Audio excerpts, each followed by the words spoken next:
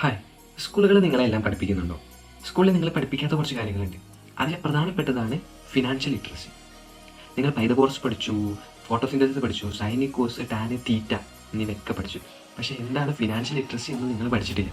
നമ്മുടെ റിയൽ ലൈഫിൽ അല്ലെങ്കിൽ റിയൽ വേൾഡിൽ ഫിനാൻഷ്യൽ ലിറ്ററസി അറിഞ്ഞിരിക്കുന്നതിൻ്റെ ഇമ്പോർട്ടൻസ് നമുക്ക് ഒരു 20 വയസ്സ് കഴിഞ്ഞാലേ മനസ്സിലാവും. സോ മണി എങ്ങനെ മാനേജ് ചെയ്യാൻ പറ്റുന്നു എന്നുള്ള പ്രോസസ്സിനെയാണ് നമ്മൾ ഫിനാൻഷ്യൽ ലിറ്ററസി എന്ന് പറയുന്നത്. പണിയെടുത്ത് നമുക്ക് പണം ലഭിക്കും, പക്ഷേ ആ കിട്ടുന്ന പണത്തെ നമ്മൾ എങ്ങനെ മാനേജ് ചെയ്യാൻ പറ്റുന്നു എന്നുള്ളതിലാണ് കഴിയുന്നത്.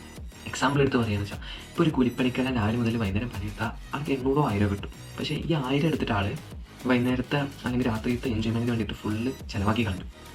ഇത് മനസ്സിലാക്കാവുന്നത് ആൾക്ക് ഫിനാൻഷ്യലായിട്ട് വളരെ കുറവാണ്. സോ നമ്മുടെ കയ്യിൽ വരുന്ന പണത്തെ മാനേജ് ചെയ്യുന്നതിനൊരു റൂളുണ്ട്. ആ റൂളിനെ പറ്റിയിട്ടുള്ള വീഡിയോ ഞാൻ അടുത്തതിൽ നിങ്ങൾക്ക് പറഞ്ഞുതരാം. എന്താണ് ആ റൂൾ എങ്ങനെ നമ്മുടെ പൈസയിൽ അപ്ലൈ ചെയ്യാം എന്നുള്ള കാര്യം ഞാൻ അടുത്ത വീഡിയോയിൽ പറഞ്ഞുതരാം. സോ മാക്സിമം ലേൺ ചെയ്യുക, ലൈഫിൽ ഗ്രോത്ത് ഉണ്ടാക്കുക.